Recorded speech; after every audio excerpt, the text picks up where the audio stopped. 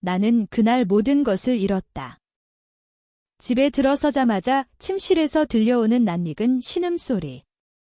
문을 열었을 때 아내 강수진이 내 가장 친한 친구 최현우의 팔에 안겨 있었다. 수진은 나를 보자마자 눈을 피했고 현우는 느긋하게 셔츠 단추를 잠그며 말했다. 준호야, 늦었네.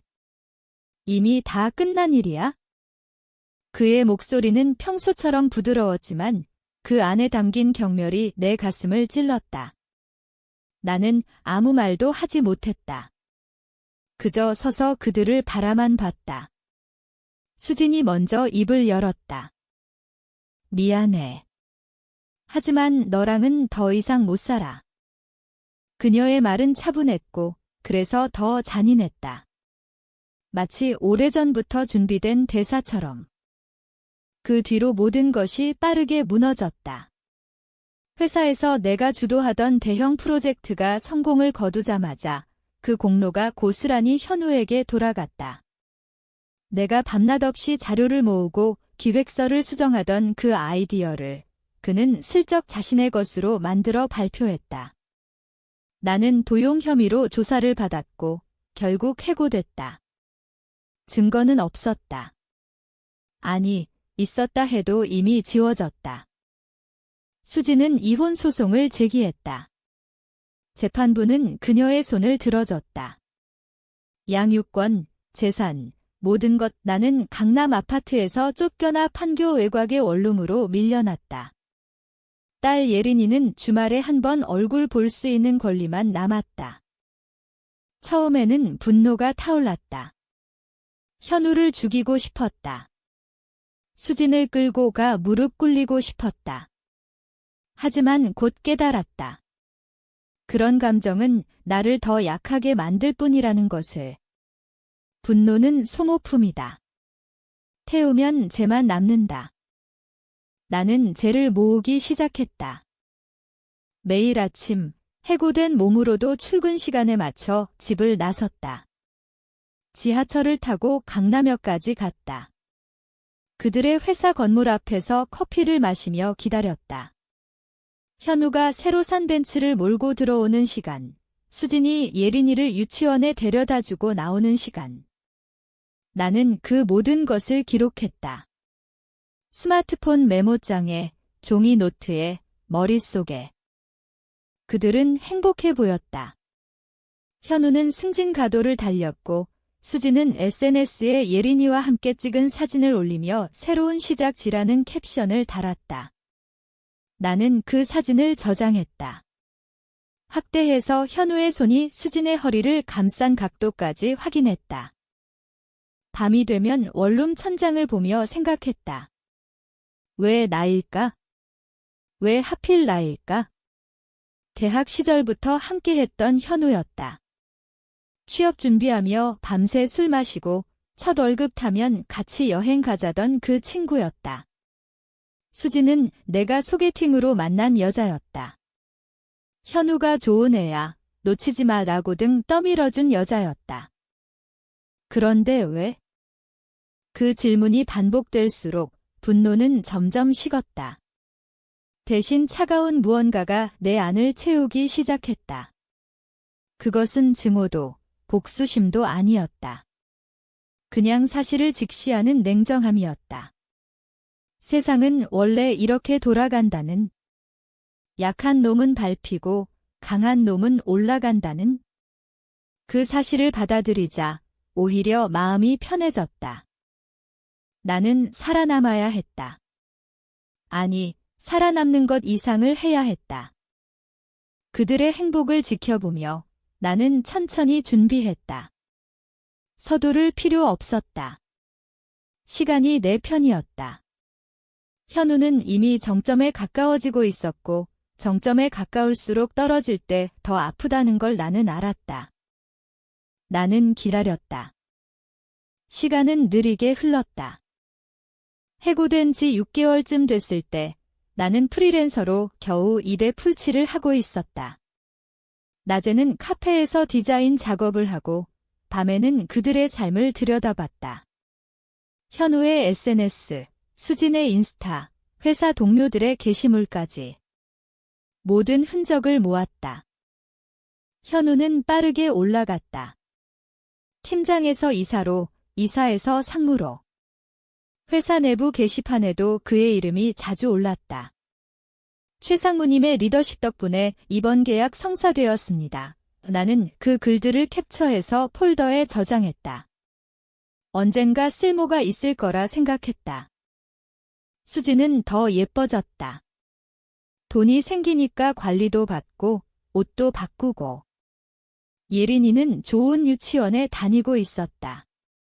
나는 주말에 딸을 만날 때마다 수진이 새로 산 명품 가방을 봤다.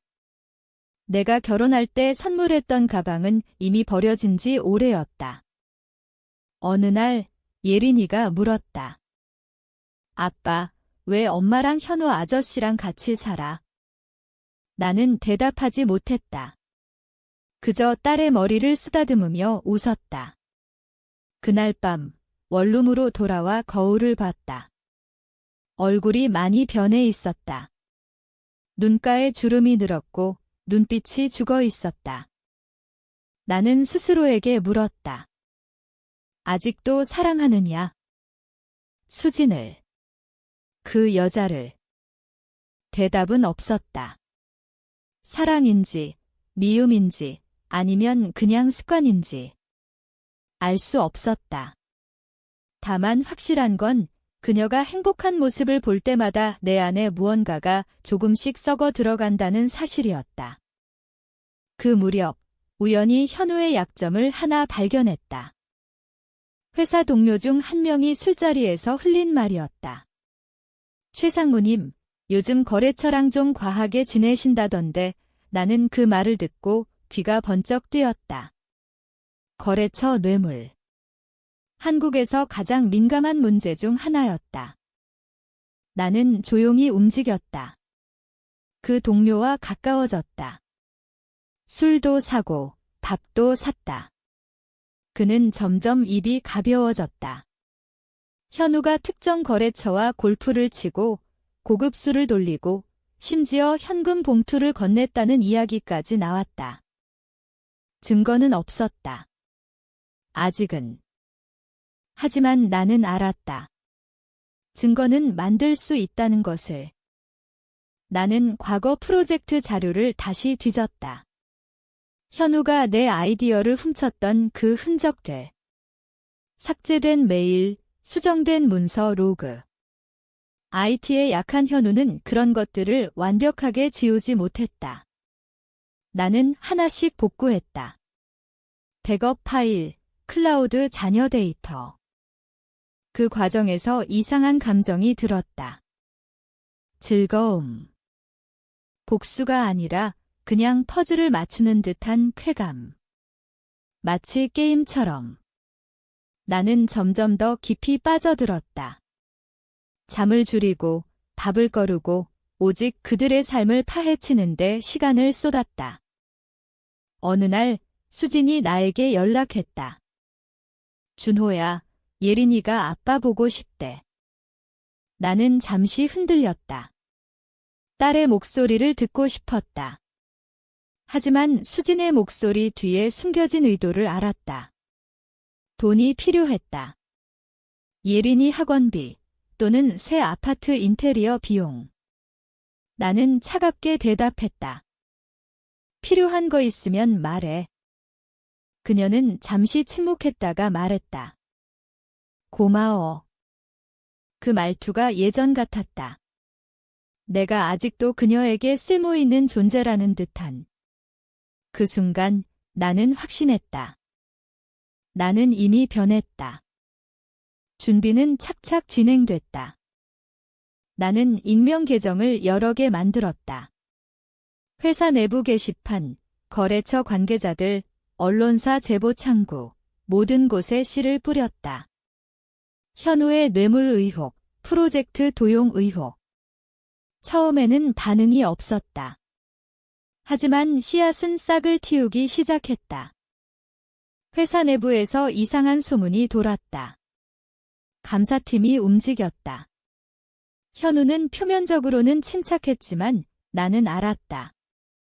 그의 SNS 업데이트가 줄어들고 골프 약속이 취소되는 걸 보면서 수지는 불안해했다.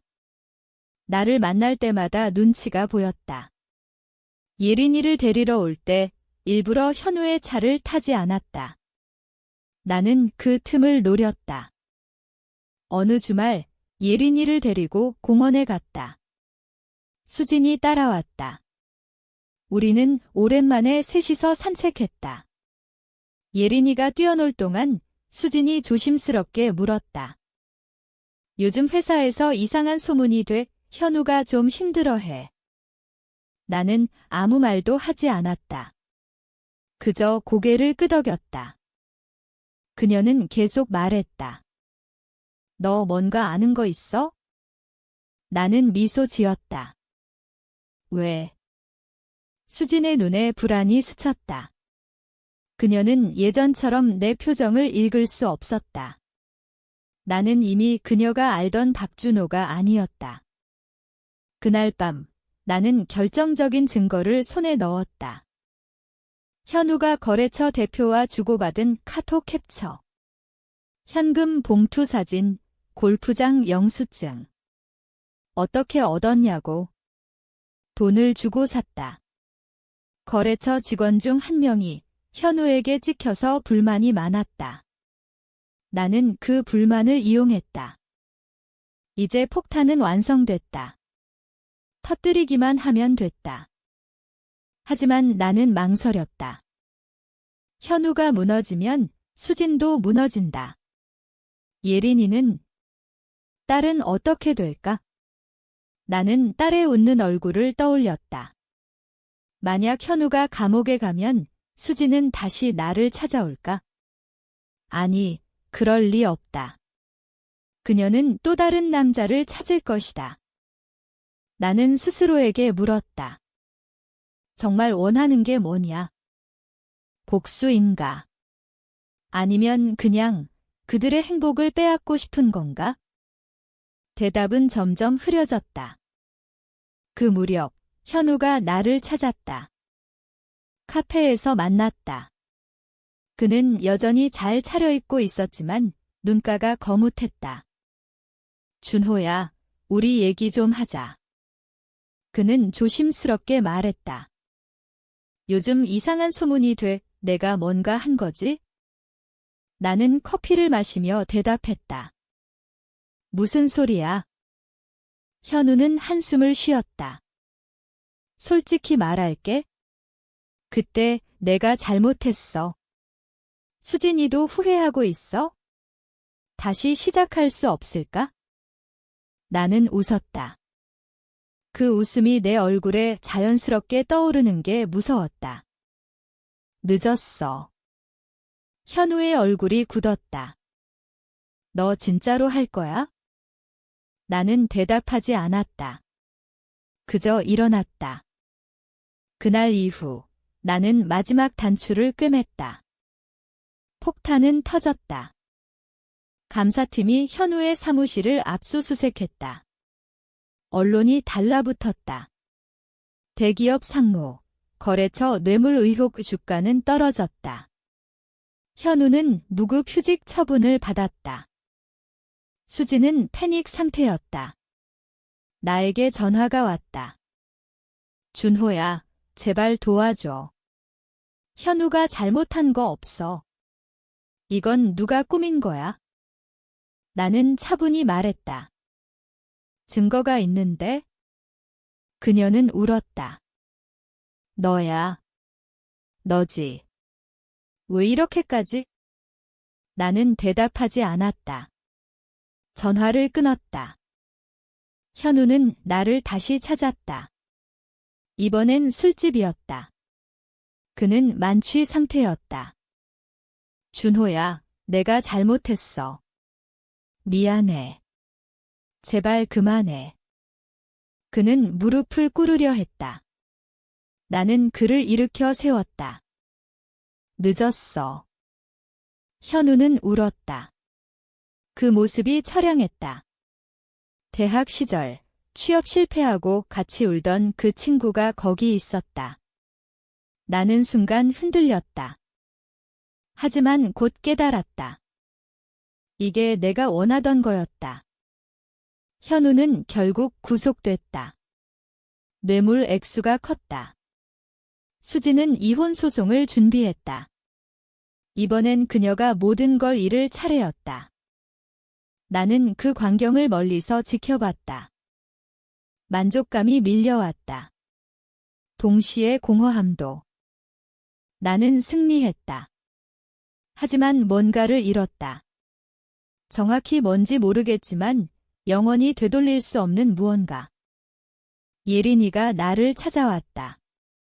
수진이 데려왔다. 딸은 울면서 말했다.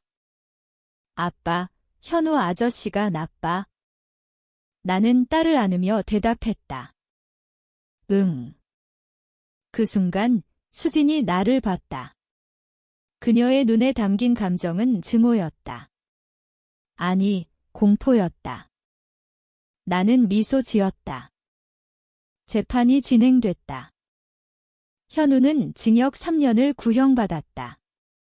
나는 증인으로 출석하지 않았다.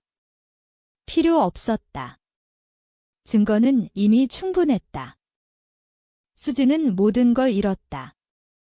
아파트는 경매에 넘어가고 예린이 양육권도 공동으로 바뀌었다. 그녀는 다시 직장에 나갔다. 과거 내가 알던 밝은 수진이 아니었다. 나는 딸을 더 자주 만났다. 예린이는 점점 나에게 붙었다. 수지는 그걸 막지 못했다. 어느 날 현우의 변호사가 나를 찾아왔다. 최현우 씨가 전하라는 말이 있답니다. 나는 고개를 끄덕였다. 그가 후회한다고. 그리고 준호 씨를 용서해달라고. 나는 웃었다. 전하세요? 이미 늦었다고. 변호사는 한숨을 쉬며 떠났다. 그날 밤 나는 오랜만에 술을 마셨다. 원룸 창밖으로 서울 불빛이 보였다. 과거 내가 살던 그 아파트 방향이었다. 이제는 다른 사람의 집이다. 나는 거울을 봤다. 눈빛이 차가웠다. 예전의 나는 없었다. 복수는 끝났다. 하지만 뭔가 계속됐다. 내 안에 남은 빈 공간. 그걸 채울 수 있는 게 없었다. 수진이 마지막으로 연락했다. 준호야, 우리 다시 시작할 수 없을까? 나는 잠시 침묵했다. 그녀의 목소리는 떨리고 있었다. 예전처럼 연약했다. 내가 보호해주던 그 여자였다. 나는 대답했다. 왜? 그녀는 울었다. 미안해. 내가 잘못했어. 나는 전화를 끊었다. 그날 나는 모든 익명 계정을 삭제했다. 증거 파일도 지웠다. 더 이상 필요 없었다. 복수는 끝났다. 시간이 더 흘렀다. 현우는 감옥에서 나왔다. 회사에서는 복귀 불가능. 그는 지방으로 내려갔다. 수지는 예린이와 작은 빌라에서 살았다. 나와는 공동 양육. 나는 안정적인 직장을 얻었다. 과거보다 작지만 충분했다. 예린이는 나를 더 좋아했다. 주말마다 같이 놀았다. 딸의 웃음소리가 내 빈 공간을 조금씩 채웠다. 어느 날 공원에서 수진을 만났다. 그녀는 멀리서 나를 봤다. 눈이 마주쳤지만 아무 말도 하지 않았다. 그냥 지나쳤다. 현우는 한 번도 연락하지 않았다. 나는 가끔 생각한다. 내가 이긴 걸까? 그들의 삶은 무너졌다. 하지만 내 삶은 예전으로 돌아가지 않았다. 나는 여전히 그 원룸에 산다. 새로운 사람을 만날 생각도 없다. 복수는 나를 구원하지 않았다. 그저 공허한 승리를 남겼을 뿐.